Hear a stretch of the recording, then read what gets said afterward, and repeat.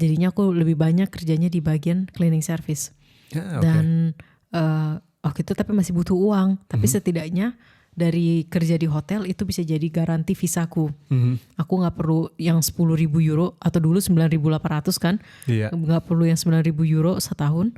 Karena di kontrak kerja gajiku setara dengan bulanannya ya. Cukup gitu di total, jadinya aku bisa. Merantau Podcast.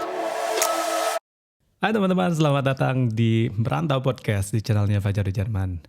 Dan di Merantau Podcast biasanya tuh aku kedatangan bintang tamu buat kayak sharing pengalaman perantau-perantau yang hidup di Jerman. Kali ini ada bintang tamu khusus datang, teman dekat aku nih. Siapakah dia? Ada Clara di sini. Hello Clara. Apa Hai kabar Fajar. Kabar baik. Fajar gimana kabarnya Beb? Kabar baik, alhamdulillah. Syukurlah, puji Tuhan. By the way, sekarang hidup baru ya? Iya. Gue ucapin congratulations. Padahal udah diucapin sih sebelumnya, tapi buat apa ya, kayak yang udah subscribe dari awal, mungkin mereka follow channel kami dulu. Dan tahu lu juga di sini kan. Iya. Clara itu baru nikah tahun kemarin. Selamat. Thank you. Gimana nih perasaannya? Senang banget ya. Yang pasti menikah itu berbeda lah rasanya dengan pacaran. Ada apa ya? Punya pelabuhan hati yang permanen. Asik. Rasanya tuh berbeda. Banget pasti ya. Banget. Sepertinya dulu nggak ada masalah banget karena aku cukup percaya diri jadi anak. Tapi baru merasakan benar-benar kepercayaan diri yang sejati itu setelah menikah sih. Menemukan pasangan ya. Ya, itu benar-benar. Ya udah, aku tahu aja semua akan baik-baik saja. Betul. Nanti kita bakal bahas secara detail gitu kayak gimana waktu kemarin nikah. Tapi sebelumnya buat apa yang udah subscribe dari awal mungkin tahu juga Clara, terus juga gua, terus satu lagi ada Messi gitu, kita bikin channel ya. Dulu apa sih namanya? Rotervaden. Iya. Gue juga udah bikin satu video tuh dulu kayak ngejelasin kenapa Clara sama Messi nggak bisa lanjut di sini. Terus kenapa gue juga take over di sini. Ya dengan alasan jauh tempat tinggal kan. Jarang ketemu, sibuk masing-masing. Lo udah kerja, terus juga Messi udah kerja, gue juga gitu kan. Dan makanya ya udah gue lanjutin. Gue take over. Senang dengarnya. Terus sebelum kita mulai, boleh diperkenalin dulu Clara di Indonesia dari mana asalnya, terus juga di Jerman tinggal di mana, terus ngapain sekarang? Alright, lahir sebenarnya KTP sih Jakarta, tapi cukup lama tinggal di Bekasi dan dulu 11 tahun sekolah dari TK sampai SMP di Jakarta Timur. Habis itu SMA pindah ke Jakarta Barat. Dan hidup aku juga selalu di Bekasi Jakarta Pusat karena dulu keluarga gerejanya di Jakarta Pusat dan saudara-saudara rata-rata di sana semua. Jadi selalu apa ya, ya pulang ke Bekasi tapi hidup di Jakarta Pusat. Aktivitas di sana kebanyakan. Lalu SMA juga di Jakarta Pusat lagi dan S1 dulu di Depok. Dan habis itu setelah lulus S1 baru pindah ke Jerman deh. Oke. Nah, mungkin boleh diceritain sedikit di perjalanan lo di sini di Jerman mulai dari manakah? Ya, mulainya sebenarnya nggak benar-benar langsung 7 tahun yang lalu. Jadi pas aku kuliah S1, aku sempat ke kota Kassel. Jadi di kota Kassel itu ada namanya summer school ya. Jadi setiap musim panas mereka ada 1 bulan program dan orang-orang bisa daftar dari negara manapun. Dan aku waktu itu juga daftar ke sana dan ngerasain 1 bulan kelas bahasa, lalu ambil kelas yang lain sama mahasiswa internasional lainnya. Dan dari situ aku benar-benar senang banget kenalan sama banyak orang baru. Meskipun aku belajar bahasa Jerman lebih banyak bahasa Inggrisnya karena rata-rata orang di sana ada 75 students dan cuman 10 orang yang udah bisa fasih bahasa Jerman termasuk aku. Yang levelnya udah B2, B1 lah. Jadi kami grupnya kecil, sisanya orang-orang yang mau belajar bahasa Jerman. Jadinya kebanyakan malah ngomong bahasa Inggris aku.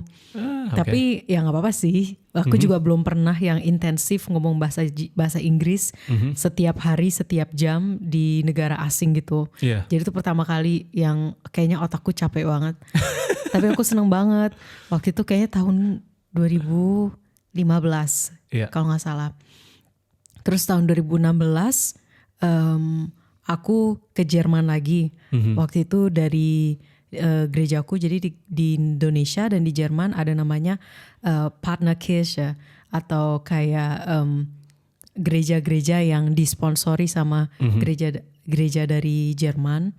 Dan gereja dari Jerman ini dulu yang ngirim misionari ke negara-negara lain, contohnya kayak ke Burkina Faso di Afrika, atau ke Zimbabwe, ke Indonesia, ke Filipina, dan lain-lainnya. Mereka dulu yang mensupport misionari untuk membawa pembangunan gereja di daerah situ, dan mereka sampai sekarang masih ada hubungan dengan gerejanya.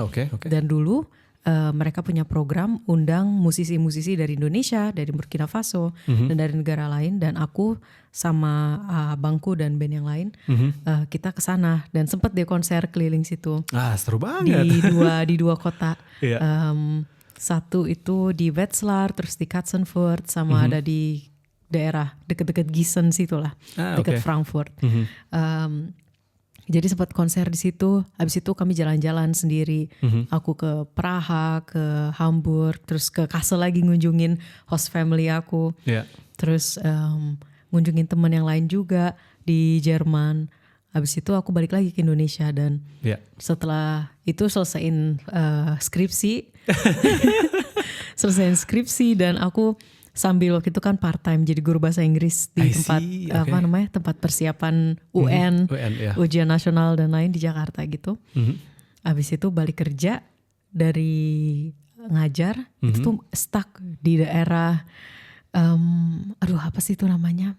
Pokoknya dari bukan Sleepy. Aku lupa pokoknya kalau dari dulu naik KRL turun terus aku mesti naik Gojek untuk ke Bekasi dan tanpa macet sendiri itu udah 1,5 jam. Gila, lama dan banget. waktu itu ada pembangunan MRT. Waktu itu MRT belum ada, terus masih pembangunan, macet banget. 3 jam di ojek dan aku benar-benar cuma nanya ke diri sendiri, ini hidup yang aku mau jalanin sampai ku mati. Stuck di sini. Apa ya, kayak buang-buang waktu itu di jalan 3 jam gitu ya. Kayak tikus lari di ini loh, kayak running wheels. Running wheels ya. Kayak lari aja di lingkaran itu. Dan aku benar kayak di situ puncak termuak aku sih, benar-benar muak sama hidup Jakarta.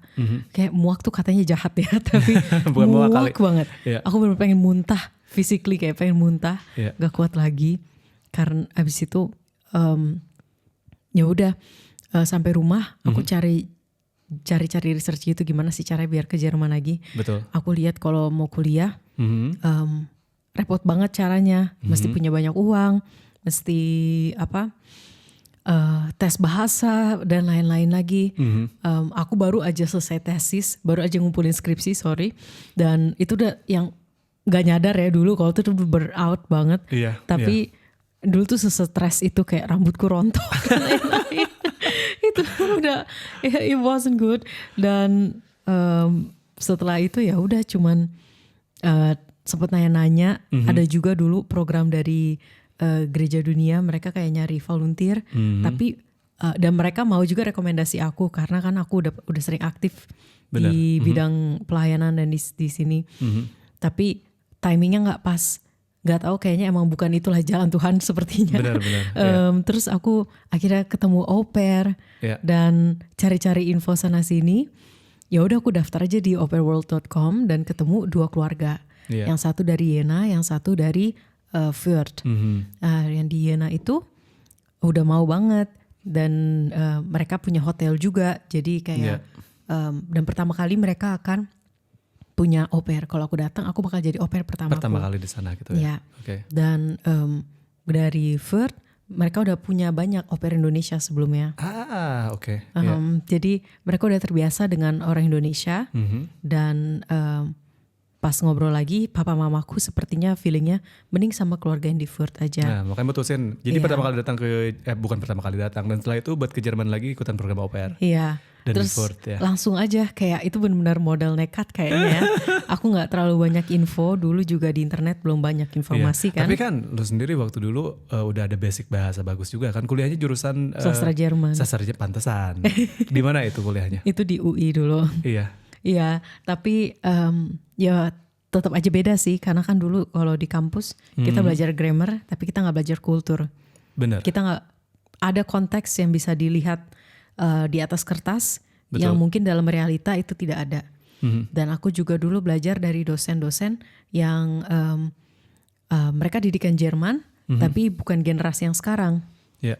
Jadi mereka dulu di kampus sepertinya udah agak lama ya. Secara bahasa oke, tapi mungkin kultur yang dulu mereka pelajarin gak sama kayak dulu kultur yang aku halamin selama aku 7 tahun di belakang. Iya. Itulah bedanya, mungkin orang gak nyadar integrasi bahasa itu gak cuman fasih bahasanya tapi juga mengerti gaya hidup di sini. Apa yang diterima dan apa yang tidak diterima. Benar. Dan dulu aku sih gak nyadar ya itu. Gak nyadar apa yang aku artikulasikan sekarang. Iya. Tapi dulu pas pindah aku bersyukur banget pas au pair bisa langsung ngerti. Oh di Jerman tuh ada namanya Mülltrennung, ada yang namanya pisah sampah gitu ya. Kayak Dan di Indonesia. tiap kota warnanya berbeda-beda. Betul.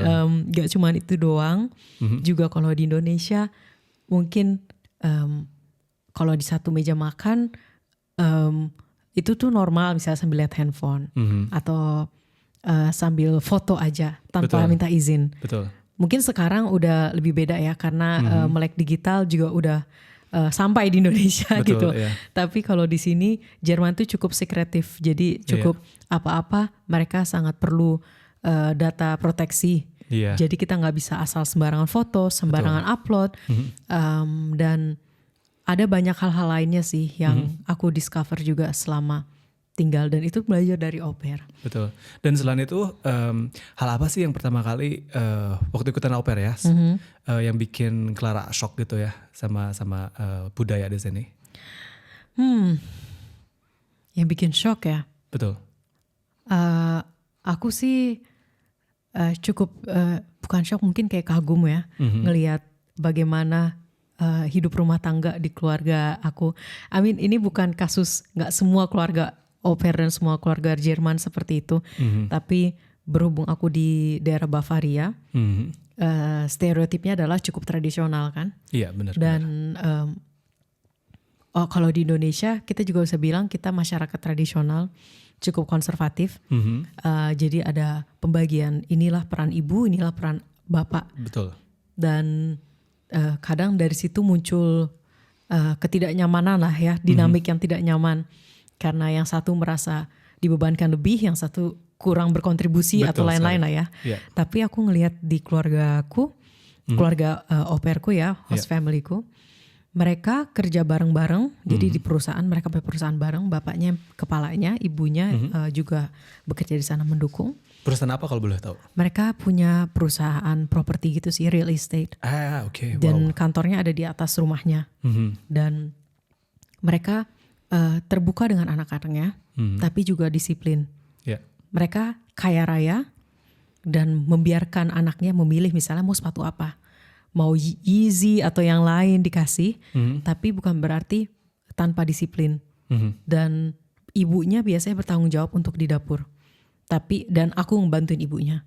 Tapi bapaknya bertanggung jawab dengan anak-anaknya. Yeah. Masalah disiplin, masalah kelola sifat misalnya, kalau ngomong anaknya diajarin Tata krama lah. tata kramanya. Betul. Juga bapaknya sangat disiplin di bidang itu. Gak boleh asal ngomong vas gitu kayak Iya, gak sopan kan. Sopan santun lah. Sopan santun harus bilang Iya. bitte. Iya. Di situ aku belajar banget ngomong sopan dalam keluarga ya. Dalam Papa, keluarga, mama, betul. adik kakak gitu, tetap ngomongnya sopan. Kadang kan kita kalau di Indonesia ya sama temen ini terserah lah ngomongnya gimana kan. Sama keluarga ini ya bodo amat lah. Tapi mereka nggak kayak gitu. Mereka Iya. benar-benar wie bitte. Iya. Terus bertanya dengan tata krama. Dan anak-anaknya pun juga pas papa mamanya pergi misalnya lagi mereka mau date night atau mereka main sama teman-teman yang lain, terus aku jagain sama 2 anaknya ini. Terus kita nonton TV. Kalau misalnya di TV-nya tuh contohnya kayak The Simpsons atau yang ada kekerasan dan violence, mereka tuh langsung tahu kayak, no, kita nggak boleh nonton ini. Soalnya udah diajarin dari awal kan sama orang tuanya juga. Udah diajarin. Misalnya aku ngeliat ini ada The Simpsons, soalnya aku suka nonton The Simpsons kan. Terus kayak, Clara maaf kita nggak boleh nonton ini. Tapi luar biasa sih. Mereka ngomong loh, mereka Luar masih biasa banget, kecil dan mereka bilang ke aku apa yang mereka nggak bolehin, dan orang tuanya nggak ada di rumah. Biasanya kalau orang tua gak ada di rumah, anak-anak bisa aja nakal kan, kayak mau ini gitu. Terus aku denger cerita kan, biasanya malah sama babysitternya dibilang, ayo dong boleh dong. Tapi mereka gak kayak gitu. Mereka langsung bilang, gak boleh Clara. Terus oh ya udah kita nonton yang lain aja. Jadi nonton ajang kontes gitu. Tapi kan dari sana kan kelihatan kalau misalkan didikannya berhasil, bagus dari orang tuanya, anak juga pasti bakal lebih bagus menyerap itu semua, dan mereka lebih aware gitu ya. Apa yang diajarkan sama orang tuanya, mana yang baik, mana yang enggak gitu kan. Iya. Aku benar-benar di situ respect banget sih sama orang tuanya. Luar biasa sih. Kayak mereka mendidiknya dengan baik, dan jadinya aku juga nggak terlalu terbebanin. Di situ aku tahulah banyak cerita-cerita sedih dari au pair lainnya yang soalnya nggak semua beruntung kan ya. Iya, banyak juga yang nggak beruntung. Iya, yang pastilah anak-anak kan belajar dari orang tua ya. Betul. Apel nggak jatuh nggak jauh dari pohonnya. Benar. Dan apa yang orang tuanya lakukan, anak-anaknya lakukan. Betul. Dan aku senang banget sih bisa ngelihat fungsi bisa melihat dinamik di dalam keluarga itu yang berfungsi dengan baik. Iya. Terus kalau boleh tahu waktu Clara dulu di sana kerjaannya apa aja selain jaga anak gitu? Gak banyak, karena anak-anaknya udah gede. Berapa tahun? Yang satu 8 tahun, yang satu 11 atau 10 tahun. Itu mah enak. Mereka punya cleaning lady yang datang 2 kali seminggu. Jadi kalau cleaning lady-nya belum datang, mungkin selesai makan aku cuman cuci piring dan masukin ke mesin cuci piring kan. Terus panci rapihin. Terus pagi pas anak-anak bangunin anak-anaknya, kasih baju mereka, terus mereka siapin bekal dan sarapan. Terus mereka pergi, aku beresin kamar mereka. Terus udah nggak ada kerjaan. Jadinya aku belajar. Banyak waktu luang dong. Banyak banget waktu luang. Terus mereka balik, aku siapin makan siang mereka. Terus mereka harus belajar. Pas mereka belajar, aku juga belajar. Jadinya bagus aku ada waktu gitu. Jadi sama-sama belajar. Terus kalau mereka udah selesai belajar, paling siapin tas olahraga mereka. Karena bapaknya kan juga punya klub olahraga. Jadi klub sepak bola sama anak-anaknya. Dan ya udah habis itu aku siapin tasnya mereka, sepatu, bola. Terus kalau udah selesai mereka pergi, ya udah habis itu aku malam nggak ada apa-apa lagi. Ya biasanya ngapain, Clara? Biasanya malam, waktu itu aku ada kelas persiapan tes bahasa Jerman. Jadi aku ke kelas itu, dan kalau enggak aku belajar, atau enggak aku jalan-jalan sendiri, atau ke Bamberg. Betul. Ke tempat Fajar. Main sama anak-anak yang lain. Dan Sabtu Minggu kan aku juga libur kan. Libur, bener. Jadi biasanya Jumat malam udah ke Bamberg gitu. Bisa keluar gitu ya. Terus kadang nginep di rumah temen, kadang main. Ya udah gitu aja sih. Buat level bahasa waktu datang itu B2 kan ya? Atau B1? Di atas kertas B2. Tapi balik lagi konteks ya. Iya benar-benar. Nah gimana perasaan lo waktu dulu pertama datang dan tinggal sama keluarga itu? Susah gak sih? Walaupun ya secara kertas gitu ya B2 dan langsung ngobrol sama orang Jerman. Struggling gak? Susah. Meskipun aku juga dulu udah belajar bahasa Jerman banyak, tetap susah sih. Karena mereka ada aksen Frankish dari daerah Franken kan. Ada aksennya. Dan mereka berusaha tetap ngomong pakai High German dengan bahasa Jerman yang benar gitu ke aku. Tapi juga banyak kata yang nggak tahu. Misalnya mereka ngomong Seva atau Tempo. Itu kan merek tisu kan, merek tisu. Tapi 2 tisu yang berbeda. Betul. Tempo itu kayak tisu lipat. Tapi kalau Seva itu tisu dapur yang bulat. Dan aku dulu nggak tahu, pasti Seva. Terus mereka pernah bilang cushion tisu gitu, tisu dapur. Baru oke. Jadi kayak ada beberapa konteks yang nggak tahu, tapi mereka sabar sih dan ngebantuin dengan baik. biasanya kayak gitu keluarga. Kalau misalkan ada motivasi dari diri sendiri buat belajar gitu ya, pengen tahu gitu, mereka pasti bakal ini sabar kok ngajarinnya. Iya. Betul. Iya. Setelah itu ya aku mulai daftar-daftar tahun 2008. Aku datang 2017 November.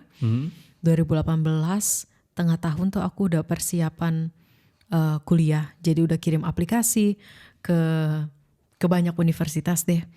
Dan waktu itu mikirnya kalau mau jurusan yang layak, yang aku mau, ya mungkin harus bachelor lagi. Tapi gak mau 4 tahun. Jadinya aku mutusin ambil master yang pas dengan jurusan sastra. Jadi gak susah. Aku waktu itu pengennya di Erlangen, di FAU. Cuman sepertinya emang jalannya lebih ke Bamberg. Dan di Bamberg juga ada teman-teman kan. Ya soalnya aku di sana kan. Dan tapi emang sebenarnya aku pengennya di FAU sebelumnya. Tapi tes bahasa aku waktu itu cuma B2, sedangkan mereka minta C1. Meskipun aku udah diterima sama jurusannya. Jadinya ya udah deh ke Bamberg. Soalnya di Bamberg mereka ngambil B2, mereka nggak perlu C1. Dan pas di Bamberg mulai kuliah deh akhirnya. Iya, jadi Clara tuh dari au pair dia langsung kuliah kan ya. Kalau misalkan flashback lagi, nunggu berapa lama sih dari transisi au pair terus langsung ke kuliah? Buat lu itu nggak lama kalau nggak salah ya? Nggak, aku cukup lancar dengan baik sih. Iya. Karena balik lagi research. Persiapan. Karena yang paling aku respect dari Clara nih, dia tuh bener-bener siapin matang semuanya. Soalnya banyak orang Indonesia yang datang tuh dari au pair, habis au pair pengen ini. Cuman mereka nggak kayak riset dan persiapan dari awal. Kalau misalkan Clara tuh emang dari awal-awal udah pengen tahu kalau misalkan au pair itu habis au pair ya ngapain. Makanya dari dipersiapin semuanya kayak dokumen-dokumennya, terus juga sertifikat bahasa dan riset bukan perusahaan sih, kayak universitasnya di mana gitu ya. Iya, aku waktu itu perdebatin sama diriku sendiri sih, kayak bergumul banget lah. Mau Ausbildung kah, mau S1 kah, mau S2 kah. Terus kalau misalnya S1, S2 mau jurusan apa.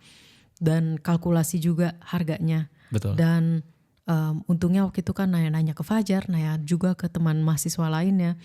Dan ngeliat-ngeliat Ausbildung gajinya berapa sih sebenarnya. Iya, jadi lihat-lihat bagaimana prospek karir dan gaji Ausbildung. Dan aku ngeliat juga opsi-opsi Ausbildung gak ada yang aku benar-benar suka sih.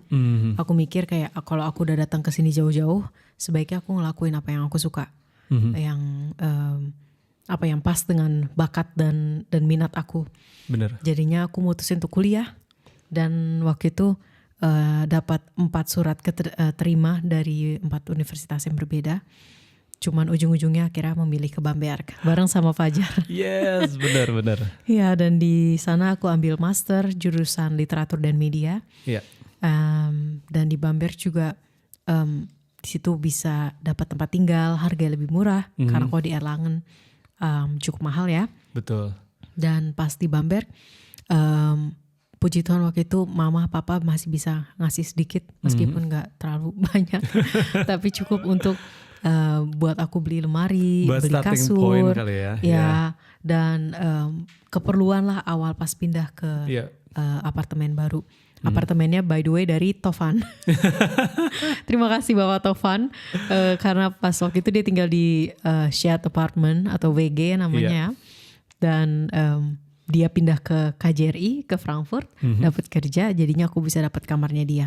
Jadi timingnya pas banget gitu ya. Pas banget lah timingnya. Iya, dan gak susah juga cari apartemen. Tapi kan sebelumnya gak langsung masuk ke sana kan, ada fase luntang-lantung. Gak tahu 3 minggu tuh pas bulan-bulan terakhir sebelum aku berhenti au pair.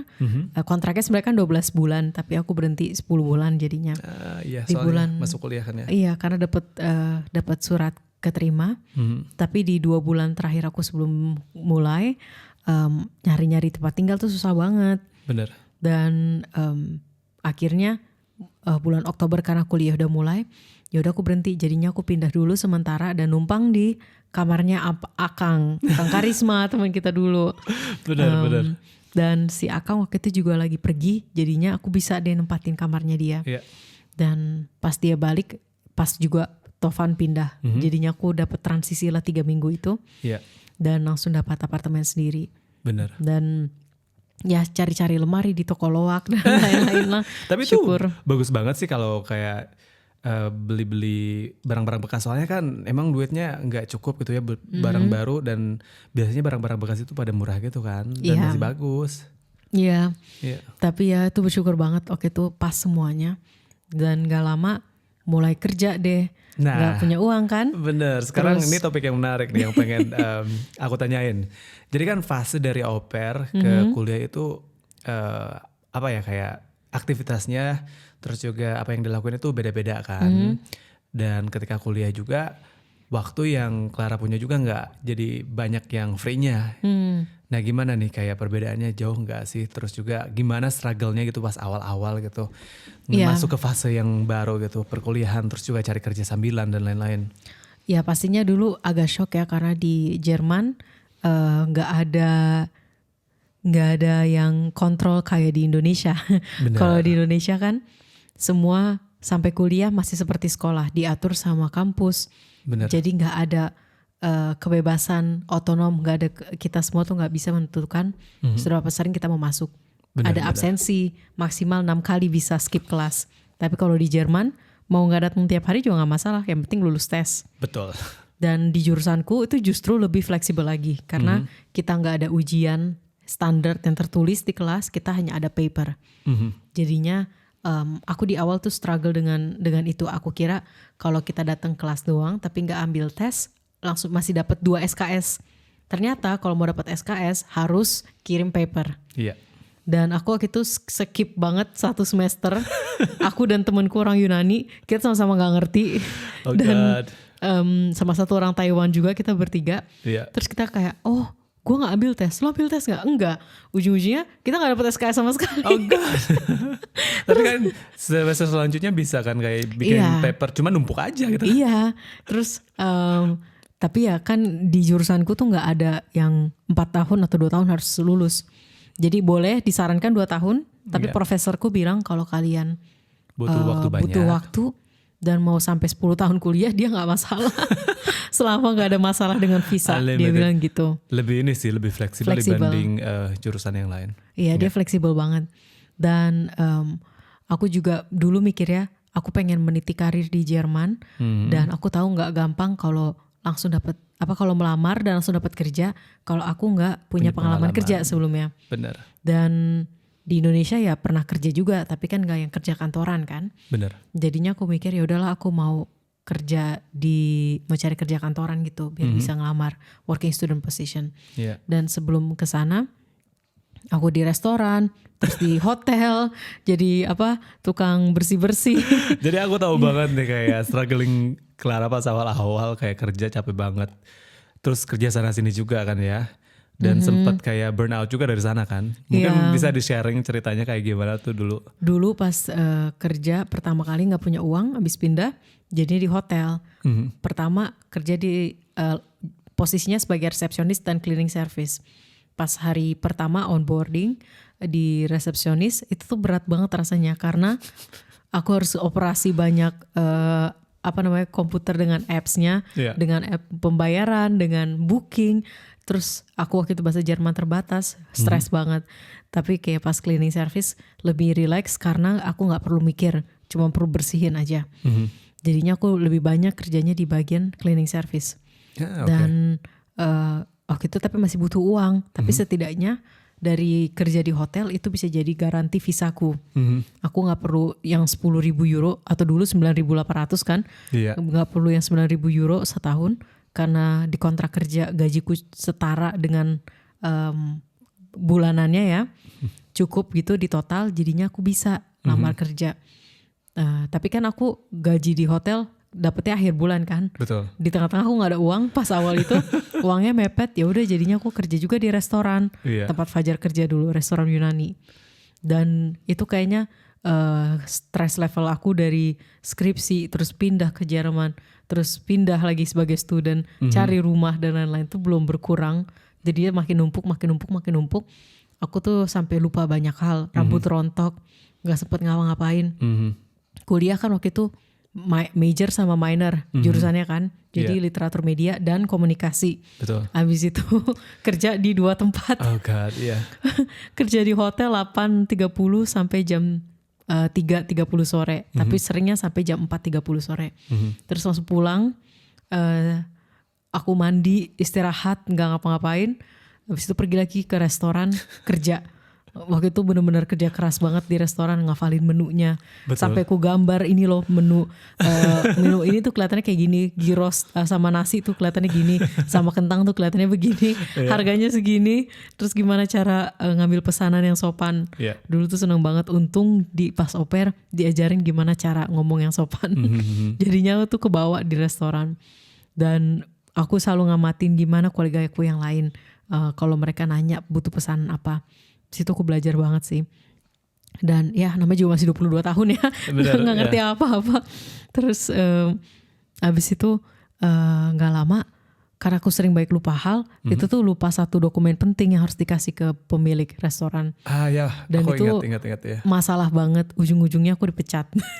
Sedih banget. Dipecat, jadi ya udahlah, nggak apa-apa, aku dipecat dari situ. Iya. Terus pas visa aku udah keluar, karena kan untuk visa perlu berapa waktu kan, 2-3 bulan gitu. Pas visa studenku udah keluar, aku juga mengundurkan diri dari hotel, karena tanganku tuh cedera banget. Iya. Pas kerja di sana kan terus ngangkat Yang kasur berat-berat berat, nyuci bukan nyuci, kayak beres-beresin semua itu cukup berat. Ditambah aku ngangkat piring-piring buat pesanan, dan piring di Jerman kan porsinya gede-gede kan. Jadi tuh kayak berat banget, tangan aku tuh cedera, inget banget. Dan dokterku juga udah bilang kayak kamu jangan kebanyakan kerja, kamu stres, kuliah aja yang benar.